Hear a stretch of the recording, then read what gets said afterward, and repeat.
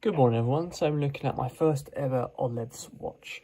You might notice about the spelling of it, but there's actually, actually no, ignore that comment.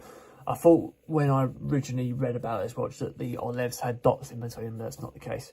When I was reading about this brand, I've seen that it's obviously very, very popular on Amazon and stuff like that, but it's just really weird. I think whenever I was looking into the specs of this watch, it was just how things were worded just made me laugh.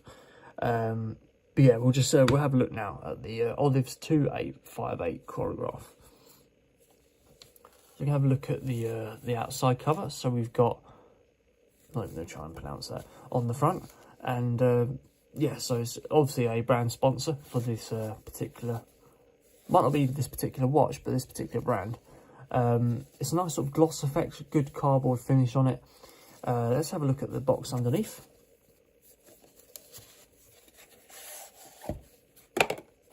A nice sort of, got a bit of a sort of glossy finish on it. Reminds me of a Seiko box a little bit. It's a little bit sort of the similar sort of finish on it. Gold printed Olevs on the front. That crown, very common image nowadays. It's a simple lift-off lid.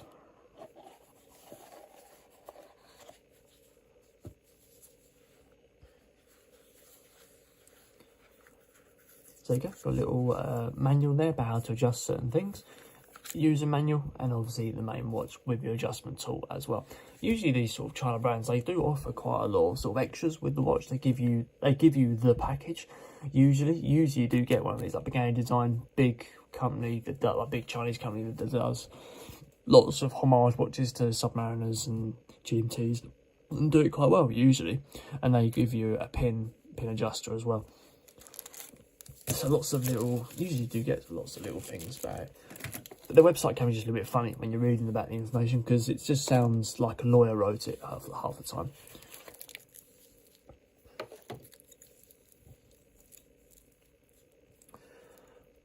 So here we go guys, this is the Olevs 2858 chronograph. I'll remove this little bit of plastic for you guys before we continue. Somehow.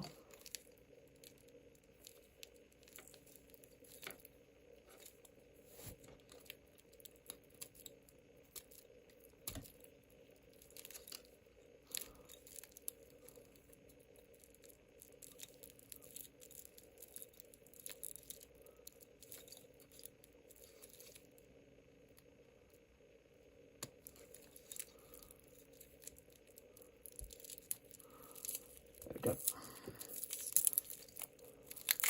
Talk amongst yourselves. Right, I'm not going to undo all the wrapper on the strap as well. I'm just going to leave that as it is.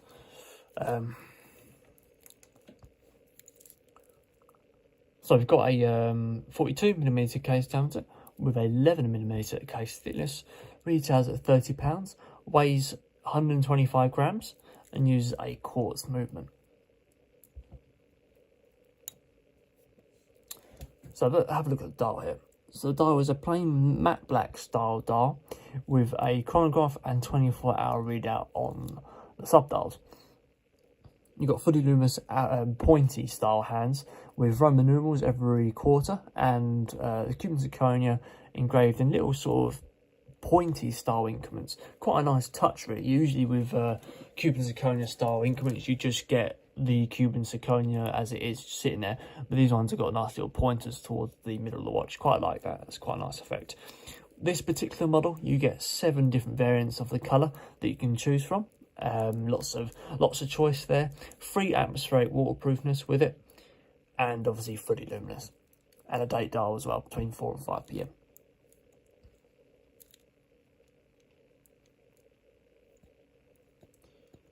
Just a little bit of plastic. Yet more plastic.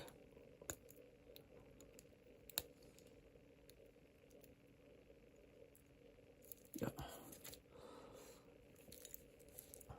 Going to the casing, so you've got a full IP plating on stainless steel with jet black chronograph hands. Just turn the light on so you can see that in a bit more detail. There we go. I'm going to see that a bit better.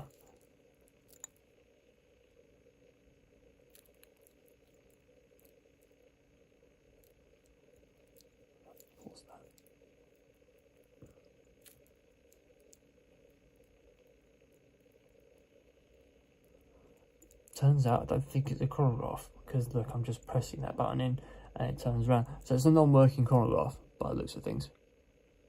Yeah, whenever I push that, it doesn't stop and start it. Yeah, so it's obviously just for show.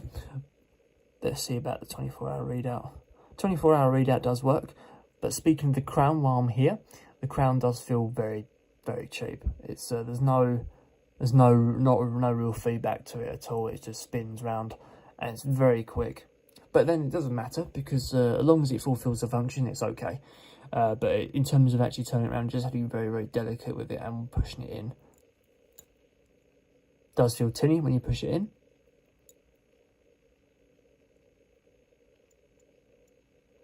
Date dial's nice and smooth. Some of these sort of cheaper Chinese brands, you can find that the date dial does crunch into place. This one doesn't. It does seem to glide quite nicely. It does obviously make quite a hollow sound though, but no matter. Got a nice push down as well. Doesn't screw down in place or anything like that. So coming out to the strap, you've got a 20mm style strap all the way down here. And it's a butterfly style clasp. You can see here, it's 2 push button deployments and a double fold overs on each side. Got a nice stainless steel interior component there. Usually you might find they've got cheap ones. It's got a nice click down as well. So there's decent quality on that part of the watch. Full jet black IB plating as well. So in a minute we'll just talk to you about the brand. Just a little bit of brief information that I found while I was reading. There's a view of the back plate. So I'll give you the wrist shot now, so you can have a little look at that. And so look, the brand Lenkin was well, it's not Lenkin, so I was doing Lenkin on the other watch. Olevs was founded in 1999 in Hong Kong, and yeah, they usually go for the sort of sporty style watches.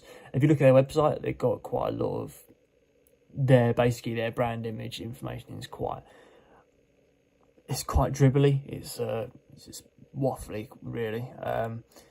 But yeah, you make your own judgments yourself when you order the watch if you go for it. So there we go, guys. That is the Olevs 2858 chronograph.